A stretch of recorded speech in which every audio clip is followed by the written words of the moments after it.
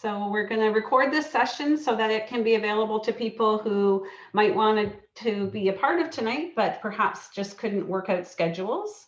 And so I've got the record feature on, and I'm also just going to share my screen so I can pull up the presentation that we're going to be working with tonight. All right. And you guys will have to, I hope you guys are really like kind and patient and have lots of grace, because I'm not the most tech savvy. I'm getting better, but I'm hoping you'll give me lots of grace if I do anything, that's like really ridiculous. Yeah, and I'll have lots of grace for you guys too. So let's get started. So I'm going to be trying to manage everything here. So hopefully I can do that with some finesse. But the chat box is, I've put a little message in the chat box. And so that's a place where you can put some messages as well. And I'll do my best to try to manage it. And what we're going to do is spend maybe like 45 minutes kind of going through a presentation, and then we'll have some time for some questions and some interaction with all of us as well. So let me get started here. I just have to move you over so I can see. So I want to, what we're going to be talking about for the next hour or so is just sort of the big changes that are on the way for you guys. And it's such an exciting time to be preparing for a baby. And it brings lots of great things along with it. And it can also bring some, some challenges too. So this is an opportunity to kind of learn some stuff, take this next hour to really focus on you, what's happening, and how to help you prepare for some of the transitions ahead. So I'd ask for you to sort of set the phones aside and any distractions, maybe grab a notebook. There might be some noteworthy taking tidbits along the way. And we're really going to talk about how to balance being a mom and being still the woman and individual person that you are, because I think we can be the best moms that we can be when we're actually taking good care of ourselves as well. So let's get started. So let me tell you first a little bit about me. As you can tell, I was a first-time mom, but it was a while ago. So becoming a mom was something I always wanted to do and was really excited to become a mom. And this big guy made me a first-time mom 26 years ago. He's almost 27. And his name is Eric, and he's just a great young man. And then I had a second baby, and her name is Alana, and now she is a 22-year-old young woman finishing off her Bachelor of Science degree and ready to do great things in the world. And then as a family, there's the four of us with my husband and I. And, the journey to being a mother has been the most, I think, positive, the hardest, the most rewarding, the most frustrating journey of my life. All of that kind of combined in one, but I wouldn't have changed it for the world. So, my journey to sort of being with you guys tonight is, I always have wanted to help people. And so when I first did my education, my schooling, I became a social worker. So I have a master's degree in social work, which I got actually the year I had my first baby. So that was quite a year. Like I'd been working on my degree for a few years ahead. So finally graduated a couple months after he was born, which I was very relieved to finally get that done. And after I had him, I fell in love with pregnancy and postpartum and pregnant women. So I actually trained to become a childbirth educator and a labor and delivery doula, which I did for 10 years. And it was so amazing. And then in my social work, clinical work, I also received advanced clinical training to work with women in pregnancy and postpartum who were experiencing postpartum or pregnancy mood disorders like postpartum depression, postpartum anxiety. And so I've been working with that client population for many years. And then I've also done a lot of work with couples. So I've been trained as a couples therapist And with all of that, I decided that I wanted to open my own practice. So I actually am the owner and director of the Relationship Center in Belleville, Ontario, Canada. So we have Stephanie here, who's from Belleville, and the rest of our folks, I think, are from the US, which is so exciting. So it's so cool that we can all be together in this way, connected by the internet. So let me tell you a little bit about what happened for me before I became a first-time mom. So I'm one of 7 kids, and I'm number 6 of 7. So lots of older siblings who were all having babies as I was really like a kid and a teenager. So been around kids my whole life. I felt like I was smart, I had a good job, I'd been educated, and really I was able to achieve any goal I kind of set my mind to. I was trained as a therapist, and when I got pregnant, it's like I read all the books, and I just felt like I was ready. Like I was so prepared for this, and I couldn't have been more wrong. Like it was just, I thought I was ready, but I wasn't ready. There was just no way to be ready for what sort of happened. And I just had a pretty normal, typical experience. It wasn't anything like really crazy. Like my baby was born at full term. He was healthy. I was healthy. But it was just that it was way harder than I thought. And I wasn't prepared for that. Like I just thought I'll be able to do this. This won't be that bad. I'll be able to do this. And what I found was it was harder than I realized. And I also made it harder on myself because I just felt like I had to do it by myself. I was a woman. I was meant to do this. What's wrong with me if I can't do it? And I just sort of put my head down and thought, I'll just get this figured out. But what I found was that the sleep deprivation took a big toll on me, way bigger than I would have ever expected. I had a baby that wouldn't settle lots. And I was really surprised. Like, I just felt like I was going to be this very selfless mom, but I really missed my old life. I missed the freedom of throwing my purse over my shoulder and walking out the door. And I was surprised at feeling like, oh my God, I'm selfish. Like, what's wrong with me that I'm not just loving and throwing myself into this? And there were lots of moments I thought, I don't know what the heck I'm doing. And it really threw me for a loop because I just had imagined embracing motherhood and just being really good at it and really natural at it. And not that I didn't do a good job, but it was just harder than I had anticipated. So that made my journey to motherhood a little harder. It left me feeling overwhelmed in ways that I hadn't even contemplated. I just thought, I got this. And then really, honestly, it was just a bit of a shit show. Like I was just like thinking I was going to know what I was doing, and I got into it and I didn't. Like I just felt so overwhelmed, and it was really hard to be honest with people about that. And so what I found was that I just ended up kind of suffering. Like it was really, really hard.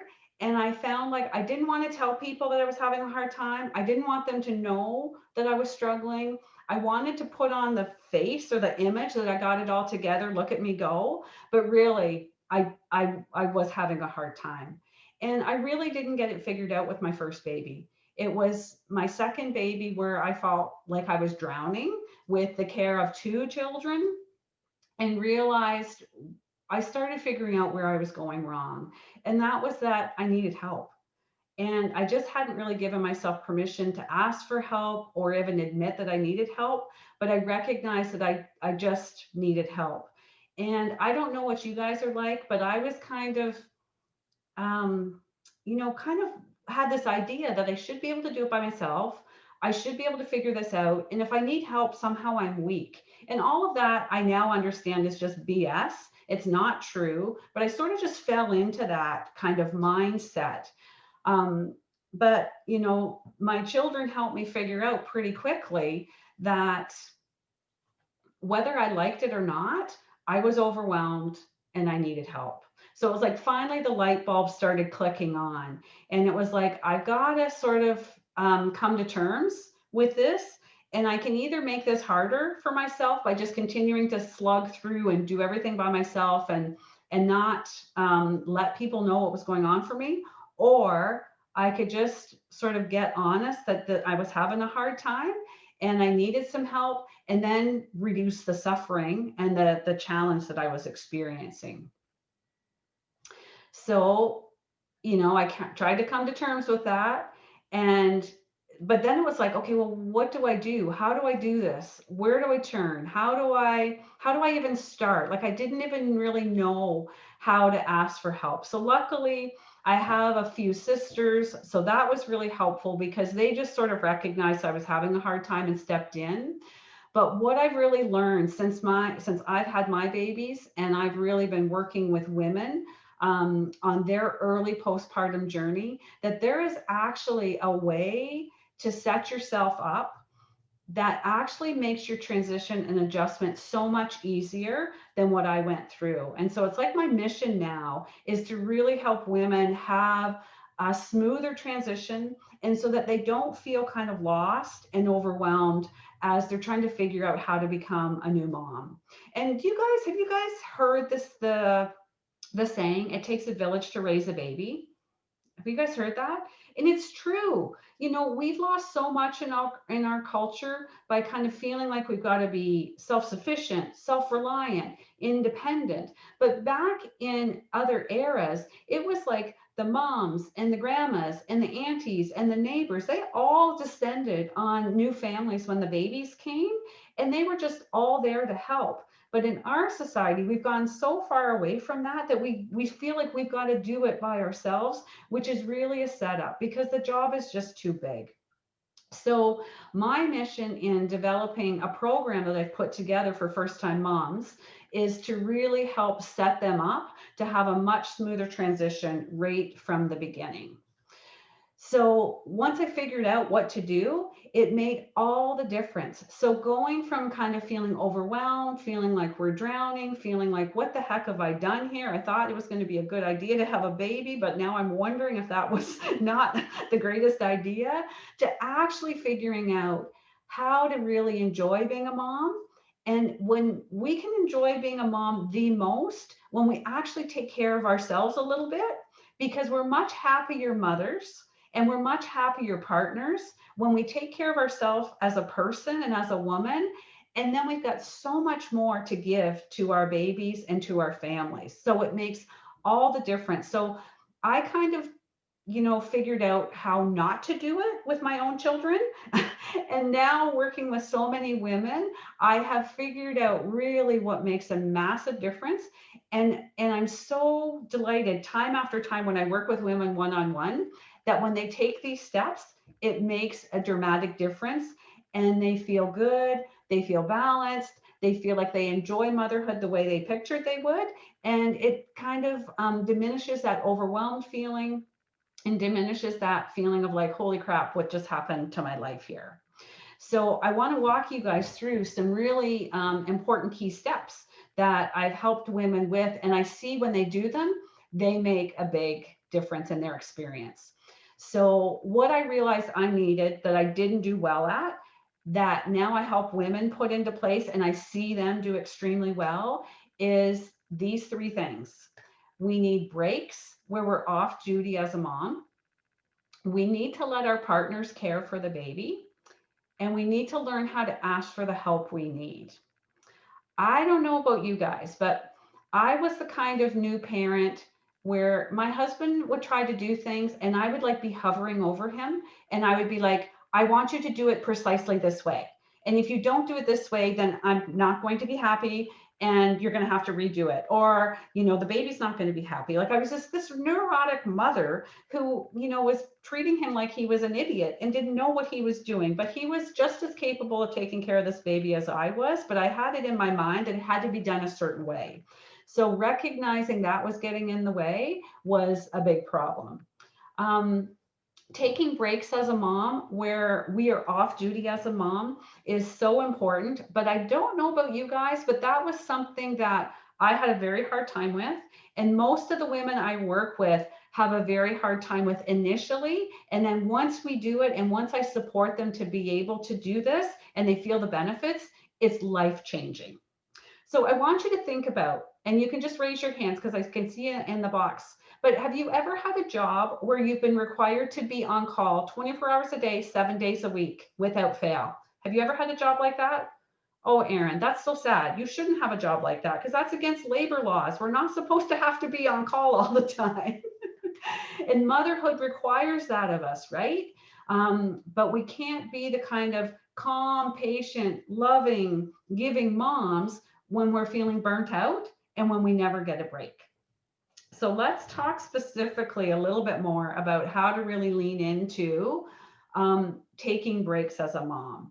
And, many moms struggle with this. They can find it really hard, but there are some really key points in order to take breaks so that they really work for you. So there's a couple of very hard and fast rules. So the breaks have to not include doing running errands. So it's not like, oh, I need to pick up the dry cleaning, so I'll go do that while I'm on my break. Breaks do not include doing chores, housework, cutting the grass, those kinds of things. And breaks are not for anyone else. So it's not like, oh, I'll go to Carter's and I'll look at some baby clothes.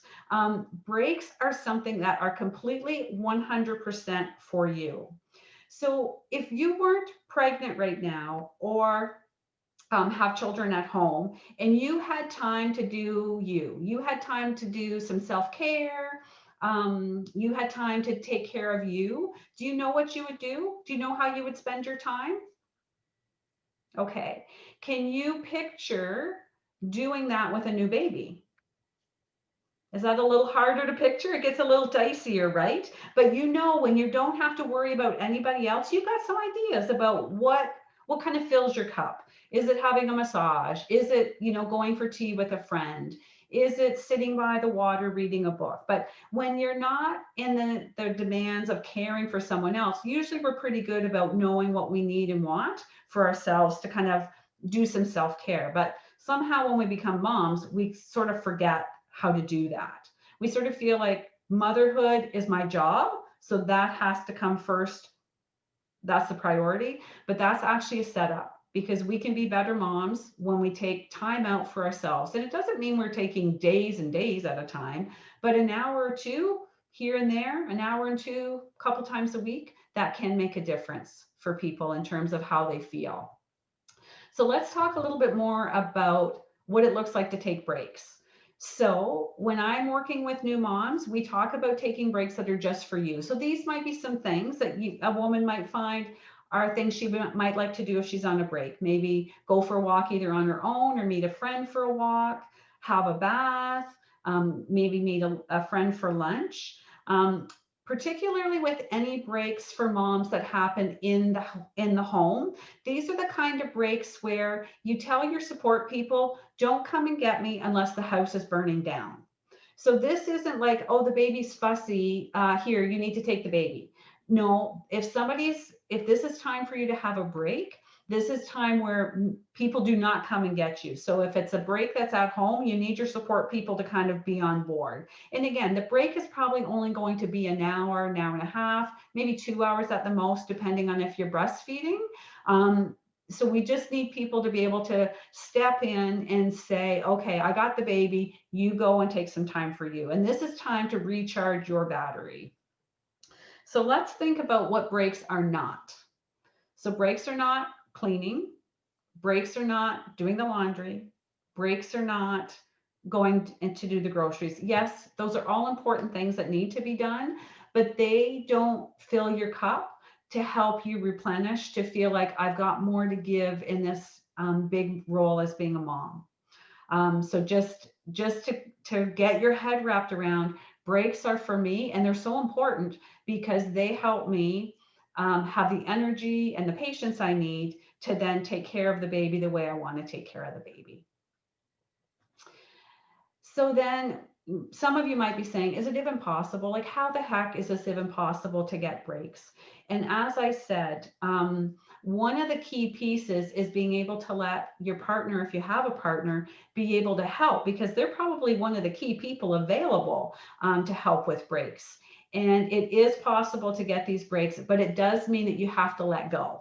And you have to let your partner figure out how to care for the baby in his or her own way without you sort of kind of being that watchful eye or kind of given the judgment about how it should be done. the great thing about babies is they're very adaptable, and it's actually really good for babies to know that there are other people that can take care of him or her. So really it's helping you as the mom. And I don't know if you'll be anything like me, but I was a little bit of a control freak, and I was a little bit of like neurotic, wanted it done my way. But I did feel this. I did feel that it set me up to feel burned out, and it did set me up to feel resentful, because it was like I didn't let my husband help, but I was the one that was getting in the way. But then I was sort of pissed off at him for not helping. And that wasn't fair. And I've really been able to help the women that I work with look at this a very different way. So we want to recognize that your partners are going to do things a little bit differently than you, and that is actually okay. There's nothing wrong with that. There's not just one right way to put a diaper on. And there's, well, other, I guess there could be some bad ways, but as long as the pee and the poop stays in, we're good for the most part. It's also beneficial for the baby to have different caregivers. So it makes our babies a little bit more adaptable and a little bit more resilient. So if babies have to be held one certain way and have to be put to sleep one certain way, it can make babies that are a little bit less flexible. So there's an advantage to letting partners or support people care for the babies in ways that might be just a little different than your touch, but that actually helps babies increase their flexibility and adaptability. The other thing too is that usually as the moms, we spend a lot of time with the baby. And after we've done that for several days or several weeks, we get better at figuring the baby out and knowing what they need and knowing what works and what doesn't work. But the only way we got better at it was doing it and figuring it out as we went. We need to give partners that same chance. The other thing we've got to be really careful of is that if we don't give them that chance, and if they feel like they can't do anything right, it might leave them in the position of feeling like, well, why am I even bothering? And they may not be as interested in sort of providing, sort of being involved and kind of giving support and help. So we want to make it a safe place where they can kind of find their way, and that we can back off enough to let them do that. I want to tell you about one of my clients. Her name was Christy, and she was just a great woman and a great mom. And she was really working with this concept of letting her partner kind of figure his way out with the baby. And what she found is that when she was taking her breaks, and even if she was going to stay home, she would just go out to the yard, or she would go out, like kind of get some distance away from the baby, or she would just leave the house altogether, because she found if she heard the baby fussing, that it just made her anxious, and she felt like she wanted to jump in, even though she knew that that wasn't helpful. So she just gave herself that buffer by either removing herself and maybe going to the coffee shop, or just even going outside, or putting some noise canceling headphones in, just so that she could resist the temptation to try to jump in and help if she heard the baby fussing, because she just knew that her husband or partner would do a great job, but she just needed to manage her own anxiety around it. So it's important to recognize that there's a lot of pieces at play in this. Okay, so getting breaks is one piece of getting help. And there's so many other things that we need help with as new moms, in terms of all of the things that can be going on around us. But part of the challenge is figuring out what the heck do we even need help with. So if I asked you guys, oh, we've got someone else coming in to join us. If I asked you guys, or said to you guys right now, I have like a magic wand, I am sending the magic helper fairy over to your house right now for 3 hours. Do you know exactly what you would want that helper fairy to do? And could you get her on task? Or would you have to take some time to figure it out and think about what you wanted? You're not quite organized. You wouldn't know what her to do. Would you be able to get that helper fairy on task like within a minute or two? Or would it take you a bit of time? Okay, so Stephanie's saying, yep, I could get her on task. How about you, Erin? Could you get your helper fairy on task, or would you have to organize yourself a little bit? Yeah, I'd have to think about that. Okay. So if fair enough. But what we know with the moms that I work with is that if they have somebody come over and they say, hey, I want to help, and they're like, okay, that'd be great. But then they're just kind of feeling lost about where to even start or what to suggest for them to do. So if we're helping moms kind of manage all of the overwhelm, one of the things that can be really helpful with the women I've worked with is getting clear on what we need help with. And then not only what do we need help with, but are we okay to delegate it? Are we okay to let somebody else do it? Again, my neurotic, over controlling self had a hard time with that because I wanted the bathroom cleaned precisely this way, or I wanted the kitchen cleaned precisely this way. That did not help me. Like, that was not good or kind or compassionate to myself. I just needed to get better at accepting the help that was offered and sort of giving some direction and letting them go with it. So let's take this one more step.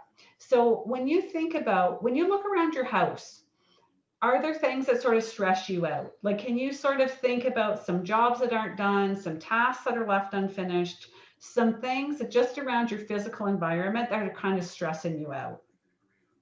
Picture a new baby in the mix of that, and then everything that comes with a new baby, piles more laundry.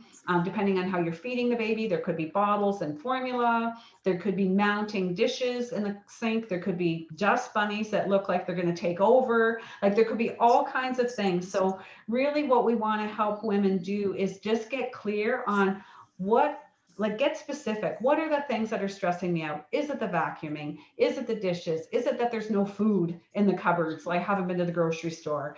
Is it that the laundry is just overwhelming me? But we want to get clear on what is the stuff that's stressing me out. And then we want to be able to prioritize it. And the more specific we can be, and the more we can even just make it practical, like make a list. So when somebody is saying, hey, I can come over and help, you're like, the list is on the fridge. Those are the things I need help with. And if you can just tackle one of those things on the fridge, that would be amazing. So when people say, I want to help, they truly do, but they may need direction. And if you can have some thought about what are the specific things that would make a difference for you, that allows you to get the most effective help. And it allows your helper to feel like they're doing something that's going to make a difference for you. And I don't know about you guys, but when I'm able to help people, like, I get this feel good feeling, like it makes me feel good to be able to help. So if you have people in your life who are there and want to help, then they're going to be receptive to you saying, would you mind What website are you on? would you mind washing up the dishes? I know it's been 2 days worth, but they're just overwhelming me. So the more specific you can be, if you can have a specific list and then you just direct your people to that list, that is just win-win for you and for them. So we're going to take it another step further. So we've got your list of things you need help with, got that listed down. And then if we think about who are the people you have in your life who might like to help, it could be a family member, it could be several family members, it could be friends, it could be neighbors, it could be coworkers, it could be people that you're in a group or a club or an organization with. But there are often people who want to help, and sometimes they may offer, and all we have to do is say, yes, thank you, that would be great. Here's my list. Let's match you up with one thing on that list. And even if they're not offering, there may be people close enough to you that you could say, I'm really having a hard time, feeling kind of overwhelmed. Would you be in a position to help me for maybe 1 hour a week for the next couple of weeks? And many people would be like, no problem, to help you for 1 hour, for a couple weeks. Yeah, that's no big deal. I wouldn't mind doing that at all. When my sister had her third baby, I would go every Saturday from about 10 to 2. And it was just like, I'm going to make lunch. I'm going to play with the older kids. I'm going to do up some laundry. I'm going to make sure the house and the kitchen are tidy before I left. And what that did for her is on Thursday, even Wednesday or Thursday, if she was melting down, if she was overwhelmed, just knowing I was coming on Saturday made it feel better. It made her feel like I can get through knowing I've got a plan. But we have to be careful because people won't automatically, they can't read our mind. So we have to let people know that I need help. And then we have to, the more clear we can be about the help we need, will help them to help us more effectively. So we need to make a plan. We need to think about, I got to move my people because I can't see my word there. There we go. We need to think about who will be helping. when will they be helping, and what will they be helping with? So the more we can have that mapped out, the better it's going to be. So I want to show you what I would propose. So I think the more specific we can make this, the better it is, because what we want to do is give moms this plan that helps them to cope. So as I said, if you're having a rough day, and this, so in this calendar, I have, we have Aunt Lori coming on Sundays, we have mom coming on Tuesdays, and we have friend Allie coming on Thursdays. And nobody's coming for a great amount of time, but they're coming at designated times, which then allow you to know you've got help on the way. It helps them to plan it into their schedule. And once you map this out, once you've got a plan for the month, and then you don't have to think about it again. And this isn't something you're going to need ongoing as a new mom. If you can have it ongoing, I think that's great. But really, having it for the first 4 to 6 to 8 weeks makes a tremendous difference in helping you get through that early postpartum period a little bit easier. And that's what we're looking at doing. Like, this is a hard job. And the sleep deprivation of that early postpartum period is really tough. So building in this plan where you get some breaks, you get some help, make a massive difference, instead of just like fighting through that first 6 to 8 to 12 weeks. It's like, I can actually get through this a little bit better. It's still going to be hard because it's a big job, but it's going to be a much different experience if you have breaks to look forward to and you have people that are willing to help you. And, you know, if you're anything like me, you might be feeling uncomfortable with the idea of asking for help. It was wildly uncomfortable for me. And a lot of the women I work with find it uncomfortable, but when they lean into it, they realize the relief and the positive experience it makes for them when they're able to sort of get over that hurdle of asking. So if you're kind of feeling uncomfortable, that's normal, but don't let it stop you, because these strategies, the taking the breaks, asking for help, matching up the help you need with the people you have who might want to provide some support, can make a massive difference for you. And once we do it, we get better at it. And once we do it, we get a little bit more comfortable at it. So don't let the discomfort stop you. And really, these, like all of these issues related to early postpartum adjustment, they're the reason why I developed this program. So what I found in my work as a therapist working with new moms struggling with postpartum depression and anxiety is that they felt overwhelmed, they felt alone, they felt like they didn't know how to be the woman that they wanted to be as an individual person and be a mom. They couldn't figure out how to do, like, how to bring those two parts of themselves together. And when they had a hard time doing that, it led to more suffering. It led to not enjoying motherhood the way they had hoped they would. And it just left them feeling not as happy and contented as they wanted. So I've put together this program. I'm really excited because it's a way to help moms right from the beginning to develop expectations that are more realistic. It's setting up plans that are going to help them feel more balanced. And it's really a step-by-step plan to help figure out exactly what you can do to really enjoy motherhood and hold yourself and also take care of your relationship with your partner through the process. The other thing that's really exciting about the group that I'm really think will make a big difference is there's access to a supportive community of new moms just like you. So it's like we're all going to be in it together. The first program that I'm going to be doing in January is going to be live. So I'm going to be teaching it every week live via Zoom, just like this. So I'll be presenting the material personally and having an opportunity to interact with all of the participants. And then from that, I'm going to be recording the whole program, and then it will be available on demand. So I'm not sure if I'll ever be teaching it live again. So this first one in January will for sure be a live one. And then after that, it will be available on demand. So I'm really excited to just let people know that it's available. And I'm also, something I'm doing is giving people the opportunity that if they want to talk a little bit further about what they're going through, or they want to talk a little bit further about the program, and maybe if it's a good fit for them, I've got 5 spots available for a free call with me. So it's an opportunity to get on a call together to learn more about your situation and see if this program is a good fit for you. And what I did is in the chat, I put a Calendly link so that if you're interested in one of those free spots to be able to do a call together, you can just jump into my schedule and find a time, and then we can talk about more about your situation and whether this program is something that might be helpful for you. So one last slide here. So this is where you can find me. I have a website that I've developed for the program, firsttimemom.ca, and then my email address is there. And I'll leave this up for a few moments. And if you want to grab a screenshot of it so that you have the details of how to find me.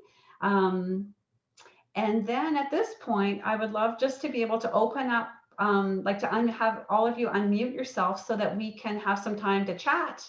And I would love to answer some questions and hear some feedback or any thoughts that you guys are having. I feel like I've been talking a lot. I have a question. Yeah, for sure, Sarah. So what advice would you give for someone that has little to no help? So like my husband's a truck driver. So there are times when even if he is home for a couple hours in the day, he's literally like eating, taking a little break, and then going right back to sleep to go back out. Yes. So I don't always have spousal support, and my parents, well, my mom isn't in the best of health, so I don't always have their support either. So sometimes I am doing it alone. And I know some other people as well don't always have any type of support from other people.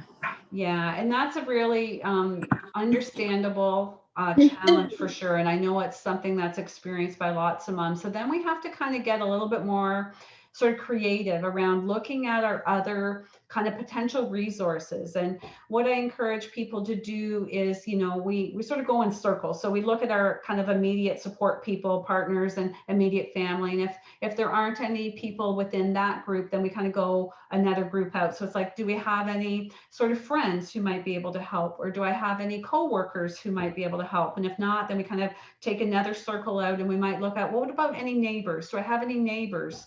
Or any groups or organizations that I'm part of where people might be able to help? Another option that could be available for some people is like, what if there was somebody else in a situation similar to mine and we could trade? So maybe it's not the pure sense of help as what I would love to have for all of you to have, but if there was another mom where you could trade support. So it's like, okay, I'll come to your place this day so you can get a little bit of a break, and then perhaps then there'll be a trade where she'll come to your place another day to give you a little bit of a break. So sometimes we have to look at really creative kind of options and doing the best we can with what we can sort of access around us.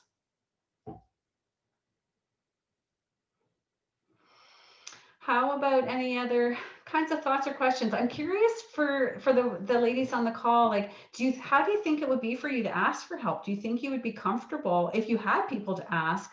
Would that feel easy or would that feel hard? I think for me, the person that would want the most help from lives 900 miles away from me. Yes.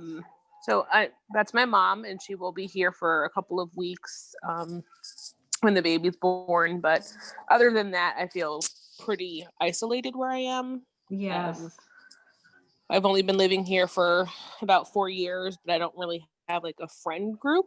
Yes. I have coworkers and people that I talk to, but don't feel comfortable relying on any of them. Right. So that's hard when you're newer to a community and you don't have those established connections yet. And, we have to be honest too. My heart goes out for all of you guys having babies in a pandemic. Like, that's a very unique challenge that, no one before us has ever had to face in our lifetimes. And that just makes it extra challenging. So I completely understand where you're coming from, Erin, and that that time when your mom is with you will be really precious. and probably wanting to get the most out of that time when she's with you as well, like being super organized about the different things she might be able to do to really help make a difference for you.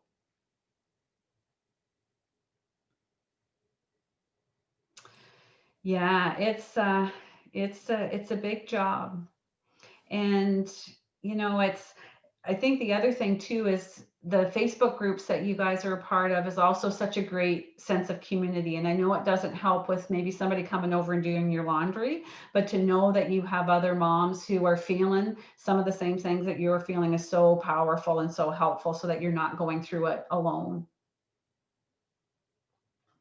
Just wanted to see if I can check the, I don't think there's anything in the chat box. Oh, maybe there is. Just give me 1 second. I'll see if I can pop over and look at that.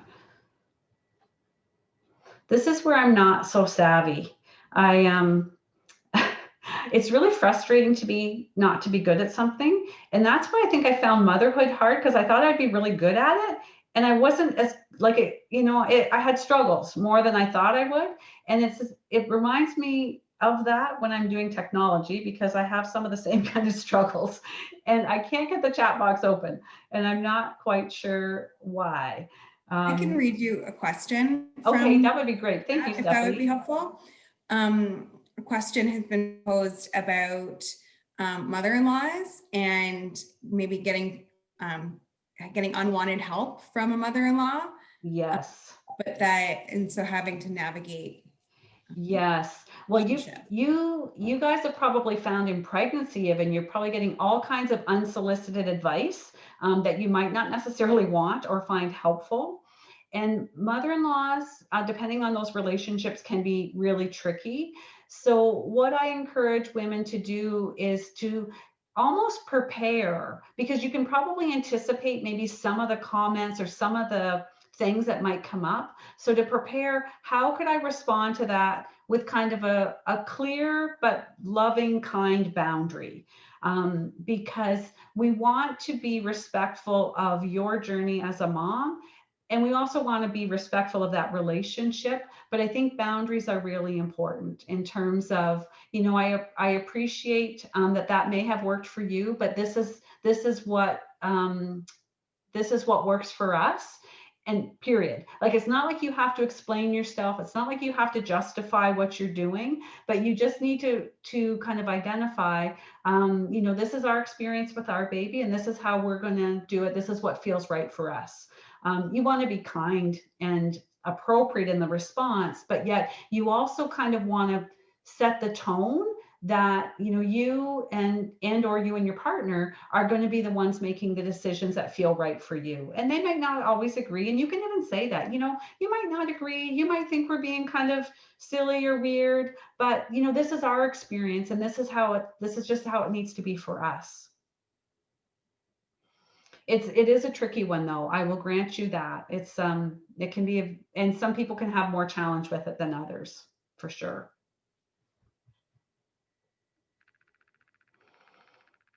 Any other comments in the chat box, which I still cannot open? My apologies for that. Those are the only comments. Okay, awesome. So I think when is everybody? I have a question. Yeah, I'm okay, sorry. Stephanie. You touched on it a little bit with the uncertainty of the pandemic and how to navigate that. I'm personally finding that's causing a lot of anxiety because there are so many unknowns. Yes. You know, will my partner be able to be in the room with me? You know, what are these rules are constantly changing, for example. Yes. So maybe strategies to help navigate the unknown in regards to the pandemic, because there's already so much unknown with parenting to begin with, but then there's this extra layer of yes. Yeah, for sure. And as you said, it's such a unique experience because the guidelines keep changing. So what the guidelines are now could be quite different than when you're preparing to go and deliver your babies. And I think it's a very challenging time. So it's having to sort of work with the here and the now. You know, the here and the now is that this is what we know. It could change. And chances are likely, at least my partner will be able to be with me. We might not be able to have the extended family, which I think all of you have had to sort of come to terms with because it's been that way now for a while. But to sort of ground yourself in the likelihood that right now, that's the reality, is that partners can still be present, and that we're still going to work on that until we have other information. So worrying about what is to come is understandable, but it's sort of like it's an expenditure of our energy, and that situation might not come to pass. So it's always trying to bring yourself back to the here and the now based on what we know, and sort of hold yourself there. And if you find yourself being out there too far in the future, kind of like, okay, I need to bring myself back because what I know now is this, and I can't predict what the future is going to be. So I just need to sort of stay with the present. It's hard, and it's not sort of a really great response to that sort of anxiety, but it's tolerating that we are in an uncertain time. And I wish I could magically make that different for all of you, but it's just our reality. So kind of bringing us back to what we know, and then learning, what do I need to do to tolerate those uncomfortable feelings? Can I distract myself with something that gets me out of that mindset? So whether it's a funny movie, reading a book, talking to a friend, because staying there isn't probably helpful for you or helpful for your emotional state. So we want to try to distract, to be able to put your mind somewhere else, at least for periods of time. That's helpful. Thank you. You're welcome. You're welcome. All right, guys, any other questions before we wrap up for tonight? This is so, this has been so great for me. I really appreciate all of you making the time to be here tonight and to learn a little bit about me, more about me and the work I'm doing, and to hopefully, I hope you're walking away with a few little tidbits that might make a difference in how you get ready for your postpartum experience, and then of course how you experience your adjustment to postpartum. So as I said, I've got 5 free spots available. If anyone is interested to learn more about the First Time Mom, This Isn't What I Expected program, we would jump on a call for sort of 20-30 minutes and kind of learn more about where you're at in your specific situation and whether the program could be a good fit for you. And then there are other ways to get a hold of me. So if there's anybody who wants to reach out, I'd be happy to connect. Thank you very much. You're welcome. Thank you. Thank you, Sarah, for allowing me to do this. And thank you all of you who joined tonight. It's been a real pleasure.